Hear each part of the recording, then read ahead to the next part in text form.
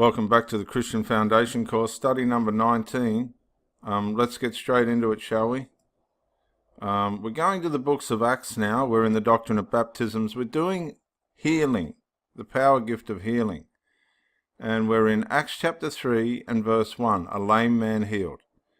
Now Peter and John went up together to the temple at the hour of prayer, the 9th hour. And a certain man, lame from his mother's womb, was carried, never ever experienced walking, whom they laid daily at the gate of the temple, which is called Beautiful, to ask alms from those who entered the temple, who, seeing Peter and John about to go into the temple, asked for alms. And fixing his eyes on him with John, Peter said, Look at us. So he gave them his attention, expecting to receive something from them. Then Peter said, Silver and gold I do not have, but what I do have I give you.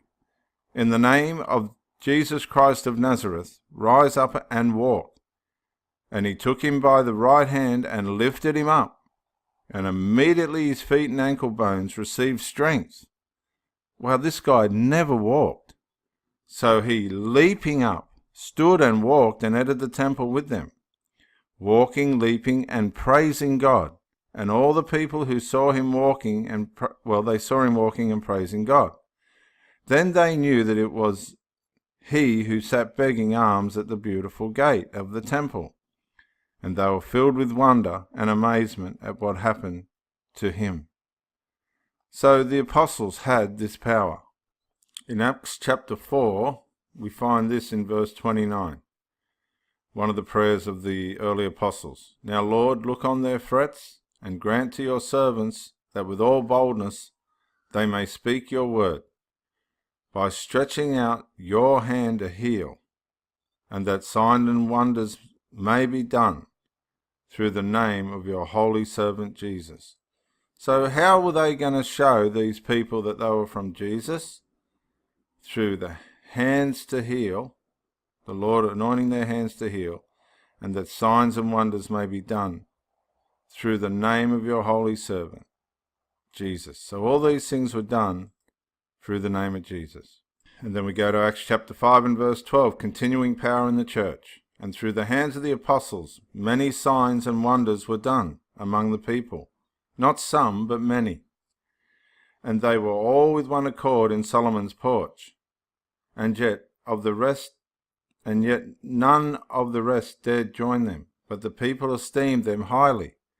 And the believers were increasingly added to the Lord, multitudes of both men and women, so that they brought the sick out into the streets and laid them on beds and couches. Wow. That at least the shadow of Peter passing might fall on them. Wow, fall on some of them. Also a multitude gathered from the surrounding cities of Jerusalem, bringing what?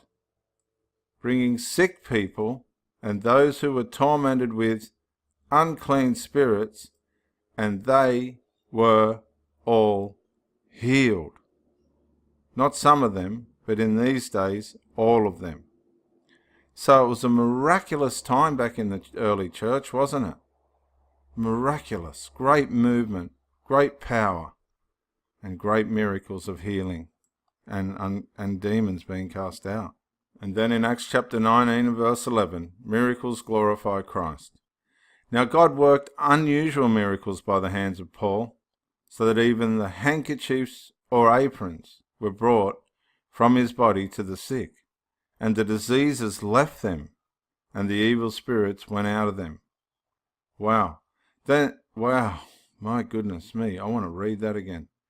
Now, God worked unusual miracles by the hands of Paul, so that even handkerchiefs or aprons were brought from his body to the sick, and the diseases left them, and the evil spirits went out of them.